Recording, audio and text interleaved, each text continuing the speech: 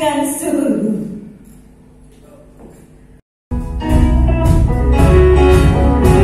Kita bersyukur. Pertolongan Tuhan tak pernah terlambat untuk kita. Mari kita naikkan suhu kita kepadanya.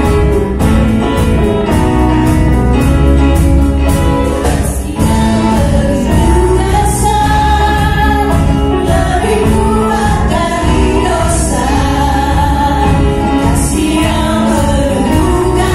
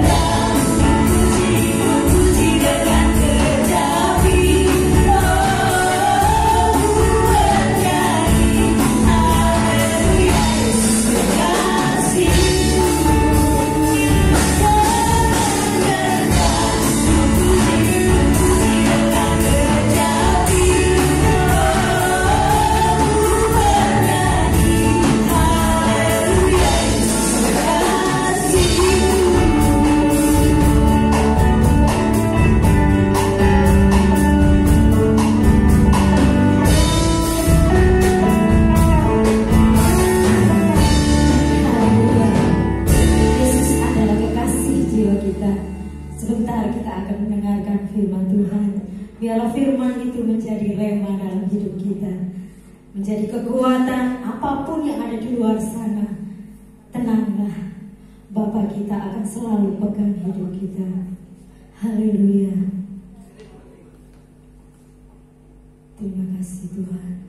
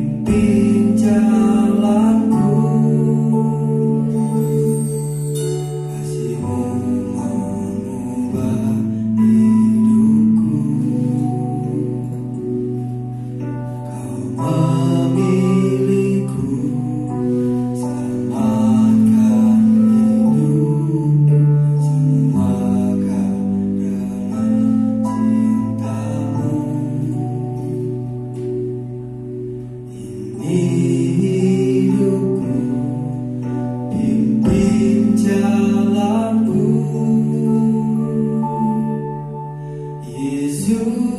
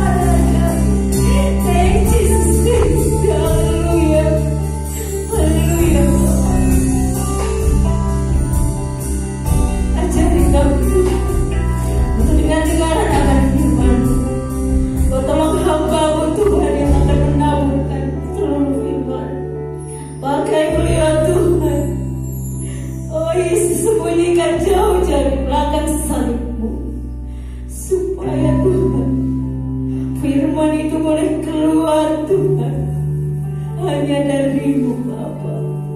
Terima kasih Tuhan. Walaupun kami semua berjauhan, tapi Kau ikat dengan Roh-Mu pagi hari ini. Dan firman-Mu boleh Tuhan menjadi jawaban, menjadi obat yang maju buat kami, menjadi kekuatan buat kami. Terima kasih Tuhan. Terima kasih Bapa. Di dalam nama Tuhan Yesus kami mengucap syukur. Haleluya. Amin.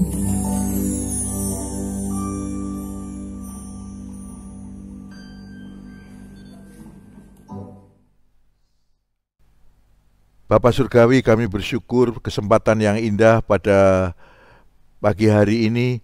Kami akan menikmati kebenaran firman Tuhan. Ya Tuhan, bukakan kebenaran firman Tuhan melalui hamba-Mu. Sucikan, kuduskan hamba-Mu. Sucikan, kuduskan juga pemirsa yang pada saat ini sedang memirsa tayangan ini. Terima kasih Bapa, kami nikmati semuanya di dalam nama Tuhan Yesus Kristus. Haleluya. Amin. Ya. Jemaat yang dikasihi Tuhan, pagi hari ini kita akan beribadah di tempat kita masing-masing. Namun saya ingatkan terlebih dahulu pada tanggal 22 Maret yang lalu kita mendengar firman Tuhan mengenai dengarkanlah Dia.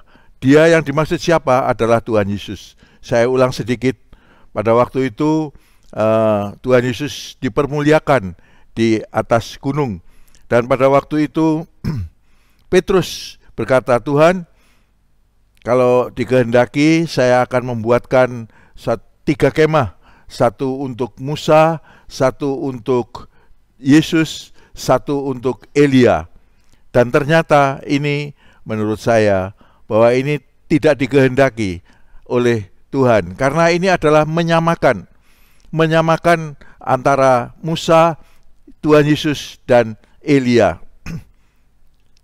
Apa buktinya itu? Yaitu pada waktu itu ada awan yang terang menaungi mereka, dan dari dalam awan ini terdengar suara, inilah anak yang kukasihi, kepadanya lah aku berkenan, dengarkanlah dia.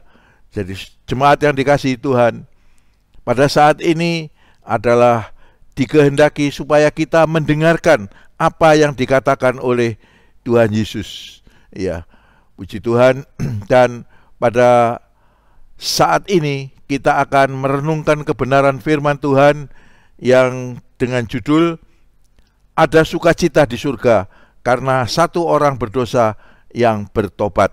Memang di surga ada sukacita senantiasa. Di surga itu adalah satu kehidupan yang kekal dan senantiasa ada sukacita di sana. Namun Alkitab menjelaskan kepada kita bahwa apabila ada seorang berdosa yang bertobat, maka di surga itu ada sukacita tersendiri. Ya, kita akan melihat dalam Mazmur pasal 91 ayat yang pertama, demikian firman Tuhan. Orang yang duduk dalam lindungan yang maha tinggi dan bermalam dalam naungan yang maha kuasa akan berkata kepada Tuhan, tempat perlindunganku dan kubu pertahananku, Allahku yang kupercayai. Ayat 3 katakan, sungguh dialah yang akan melepaskan engkau dari jerat perangkap burung, dari penyakit sampar yang busuk. Dengan kepak sayapnya ia akan melindungi engkau, di bawah sayapnya engkau akan berlindung. Kesetiaannya ialah perisai dan pagar tembok. Ayat 5, engkau tak usah takut terhadap kedahsyatan malam, terhadap panah yang terbang di waktu siang, terhadap penyakit sampar yang berjalan dan di dalam gelap, terhadap penyakit menular yang mengamuk di waktu petang. Ya. Jemaat yang dikasihi Tuhan, pada saat ini memang ada satu penyakit menular yang sangat ditakuti, dan sangat membawa korban yang cukup banyak, yaitu virus corona. Namun Alkitab menjelaskan kita tidak perlu takut, ya. Tapi juga kita harus bijaksana. Bukan berarti tidak takut lalu kita mau seenaknya, ya. Kita mengikutilah himbauan-himbauan, ya. Walaupun Tuhan berjanji bahwa Dia akan meluputkan dari penyakit yang berbahaya, tetapi kita harus juga bijaksana, ya. Amsal Sulaiman katakan kalau orang bijaksana itu ada bahaya ya menghindar gitu loh, ya. Tapi kalau orang yang bodoh ya terus diterjang aja sehingga mengalami sesuatu yang tidak baik. Nah, tadi dikatakan dengarkanlah akan Dia. Tapi itu minggu yang lalu. Pada saat ini juga kita harus mendengarkan akan Tuhan Yesus. Apa yang Tuhan Yesus katakan? Dalam Matius pasal 23 ayat 36, 37 maksud saya. Matius pasal 23 ayat 37. Demikian firman Tuhan. Yerusalem, Yerusalem, engkau yang membunuh nabi-nabi dan melempari dengan batu orang-orang yang diutus kepadamu. Berkali-kali aku rindu mengumpulkan anak-anakmu, sama seperti induk ayam mengumpulkan anak-anaknya di bawah kepak sayapnya. Saya ulangi ya, pembacaan saya ulangi dari awal. Matius 23 ayat 37. Yerusalem, Yerusalem, engkau yang membunuh nabi-nabi dan melempari dengan batu orang-orang yang diutus kepadamu. Berkali-kali aku rindu mengumpulkan anak-anakmu, sama seperti induk ayam mengumpulkan anak-anaknya di bawah sayapnya, tetapi kamu tidak mau. Ya, puji Tuhan, ini adalah kerinduan dari Bapa Surgawi untuk melindungi umat pilihannya, untuk meluputkan umat pilihannya dari segala mara bahaya. Tetapi umat Tuhan tidak mau, bahkan membunuh utusan-utusan, ya. Bahkan tidak mau menerima Yesus, jemaat yang dikasihi Tuhan. Padahal Yesus itu adalah firman yang menjadi manusia. Dan suara di dalam awan yang mengatakan dengarkanlah Dia. Jadi sebenarnya kita harus mendengarkan apa yang dikatakan oleh Yesus. Pada waktu itu, ya, pada waktu Yesus ada di dunia ini, ada orang-orang pemungut cukai, ada mereka mendengarkan akan Yesus, tetapi orang Farisi bersungut-sungut dan ahli-ahli Taurat bersungut-sungut juga, dan ia justru mengatakan ia menerima orang-orang berdosa dan makan bersama-sama mereka. Ya, ini kata daripada orang Farisi, ya.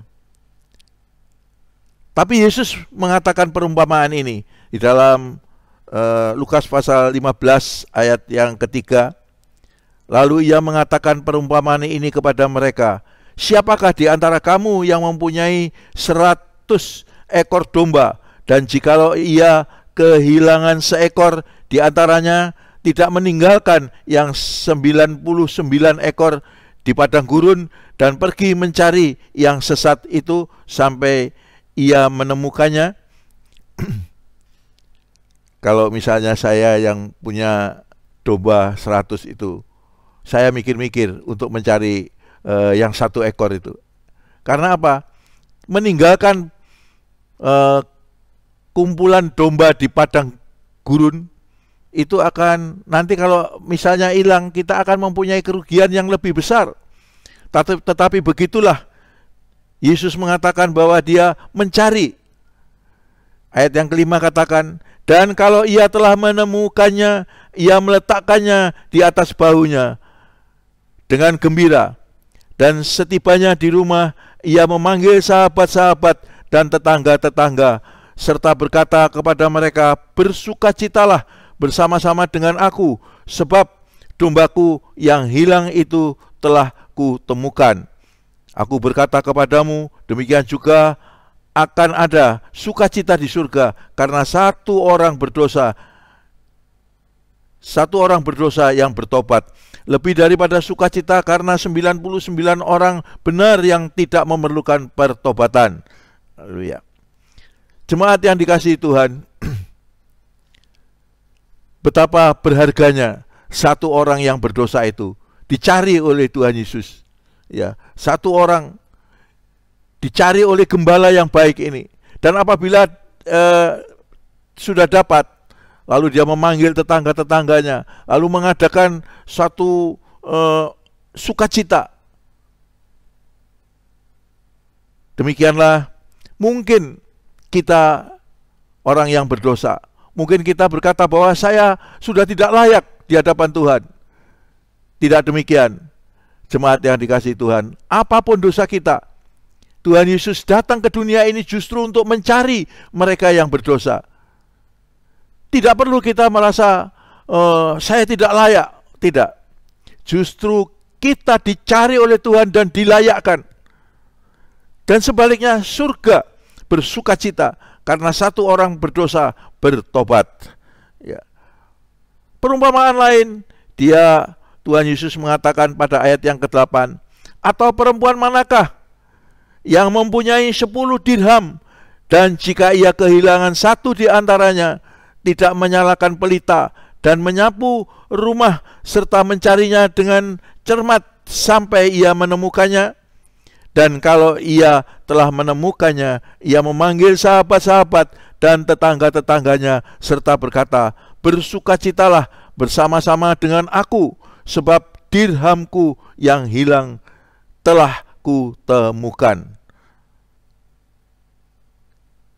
Aku berkata kepadamu, demikian juga ada sukacita pada malaikat-malaikat Allah karena satu orang berdosa yang bertobat. Jemaat yang dikasihi Tuhan, perumpamaan dirham ini, kalau secara manusia sebenarnya kalau dirham itu ditemukan lalu memanggil sahabat-sahabatnya, apalagi kalau ada makan-makan dan sebagainya, maka uang itu akan mungkin lebih dari 1 dirham itu. Tetapi Tuhan hanya ingin menjelaskan, menegaskan kepada kita semua bahwa begitu berharganya seorang yang berdosa kalau dia mau bertobat. Puji Tuhan. Dan dinyatakan bahwa perempuan ini mencari sampai dapat. Kalau dapat mengundang tetangga-tetangganya dan menyatakan bersukacita. Demikianlah orang yang berdosa apabila dia bertobat, Tuhan sangat bersukacita. Ya, begitu juga malaikat-malaikat di surga bersukacita dengan seorang yang bertobat. Ya. Pada kesempatan lain, Yesus berkata lagi dalam ayat yang ke-11. Yesus berkata lagi, ada seorang mempunyai 2 anak laki-laki. Kata yang bungsu kepada ayahnya, Bapa, berikanlah kepadaku bagian harta milik kita yang menjadi hakku. Lalu ayahnya membagi-bagikan harta kekayaan itu di antara mereka. Beberapa hari kemudian anak bungsu itu menjual seluruh bagiannya itu, lalu pergi ke negeri yang jauh. Di sana ia memboroskan harta miliknya itu dengan hidup berfoya-foya. Ayat 13 saya ulangi ya. Beberapa hari kemudian anak bungsu itu menjual seluruh bagian itu lalu pergi ke negeri yang jauh. Di sana ia memboroskan harta miliknya itu dengan hidup berfoya-foya.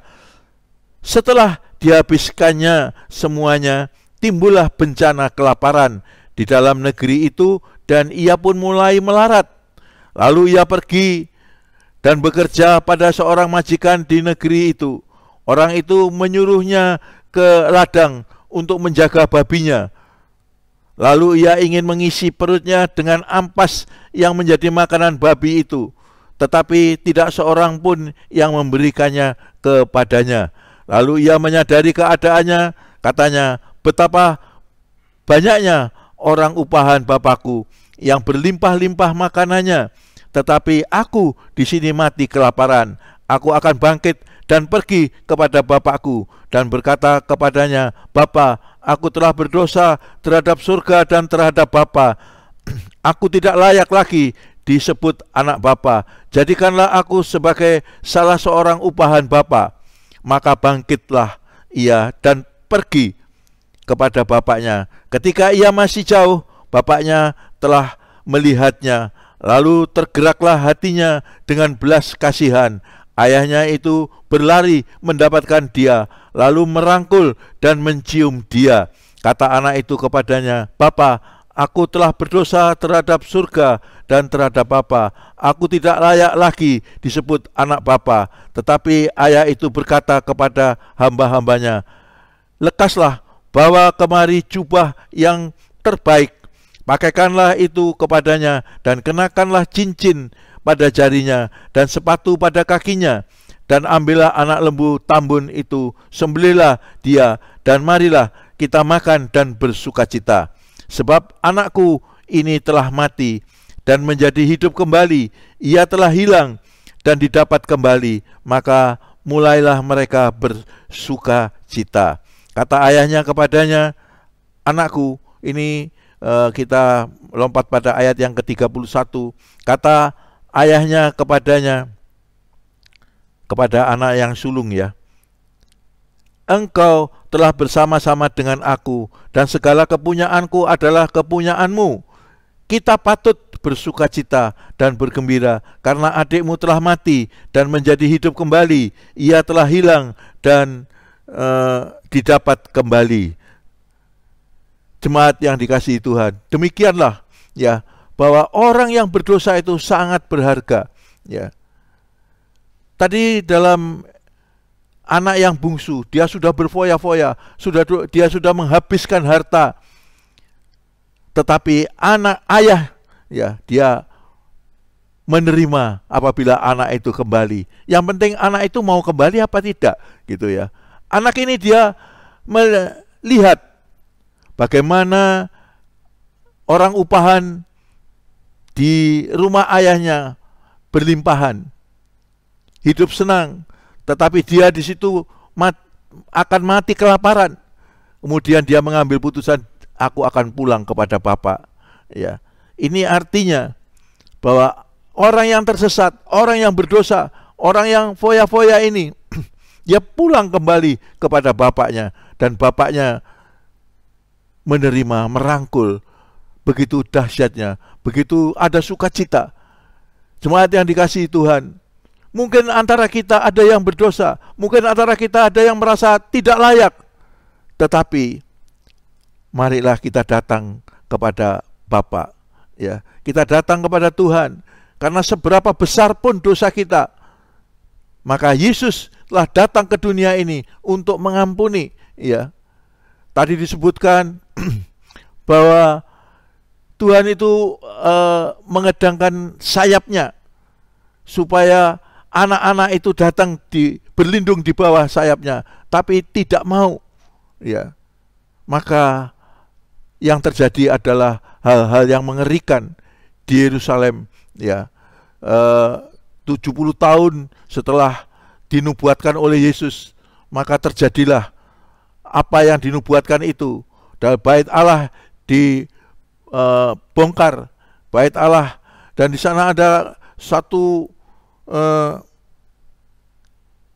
yang dinubuatkan bahwa batu tidak akan tersusun di atas batu lagi, itu terjadi. Jemaat yang dikasihi Tuhan, kita melihat ya, mari kita seperti pemazmur katakan, kita datang kepada Tuhan, dan biarlah Dia menjadi benteng perlindungan kita. Kita datang kepada Tuhan, maka apapun dosa kita, bagaimanapun kejatuhan kita, Tuhan berjanji akan mengampuni. Dan ada 3 perumpamaan tadi, kisah yang disampaikan oleh Tuhan Yesus.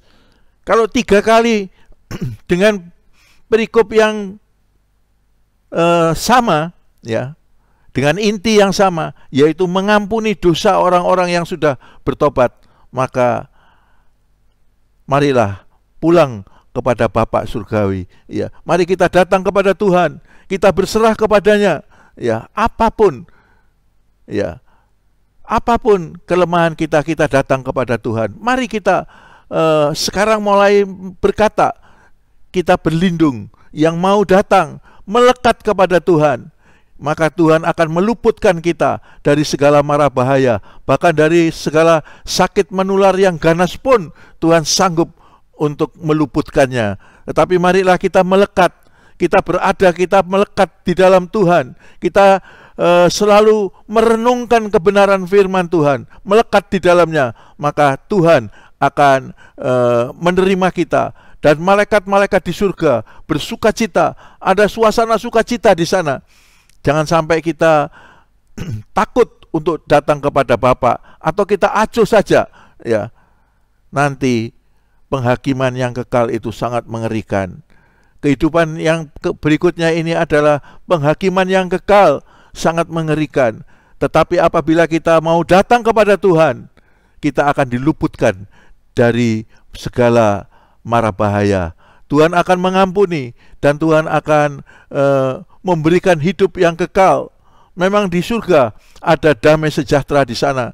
Tetapi apabila ada seorang yang berdosa itu bertobat, ada sukacita yang lebih lagi di sana. Ya, marilah kita mau datang kepada Tuhan, kita mau berbalik kepada Tuhan, maka pasti ya Tuhan akan memberikan yang terindah. Puji nama Tuhan. Kiranya kita, siapapun kita, mungkin kita bisa datang kepada Tuhan, dan kita boleh datang kepada Tuhan, kita berserah, kita mohon ampun kepada Tuhan, maka Dia akan mengampuni segala masalah kita, segala persoalan kita. Dia ampuni, dan Dia akan melindungi. Tuhan akan melindungi. Bapa surgawi itu, ya, firman yang menjadi manusia itu, yang kita tahu di dalam nama Tuhan Yesus Kristus. Di sanalah kita harus mendengarkan Dia. Kata firman Tuhan minggu yang lalu, bahwa kita harus mendengarkan Dia. Dan minggu ini pun kita harus mendengarkan Dia, bahwa kalau ada orang yang berdosa dan bertobat, maka ada sukacita di surga. Apakah kita mau menikmati itu ya?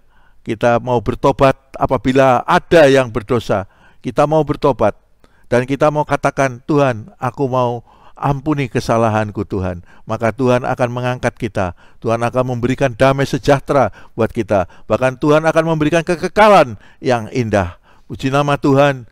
Kiranya damai sejahtera Allah yang melampaui segala akal itu melimpah buat semuanya. Tuhan Yesus memberkati. Mari kita berdoa untuk kebenaran firman yang sudah kita dengar ini ya. Tuhan, kami bersyukur buat kesempatan yang indah pada pagi hari ini. Ya Tuhan, kami seringkali, kadang-kadang disengaja, kadang-kadang tidak tahu, kami melakukan sesuatu yang tidak berkenan kepadamu. Ampunilah kami Tuhan, ampunilah kami, sehingga kami boleh mengalami kekekalan yang indah bersama dengan Tuhan Yesus di surga. Terima kasih Tuhan, ampunilah dimanapun kami berada Tuhan, dimanapun yang mendengarkan firman ini dan mau datang kepada Tuhan, kabulkanlah ya Tuhan, supaya mereka boleh menikmati kebenaran firman, menikmati damai sejahtera, menikmati hidup yang kekal yang Tuhan sediakan. Terima kasih, dalam nama Yesus kami bersyukur, berdoa, menikmati kebenaran firman Tuhan ini. Haleluya. Amin.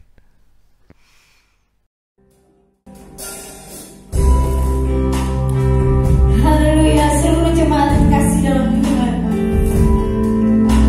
Yesus kita adalah Bapa yang begitu baik. Berkat melimpah buat kita semua. Bapa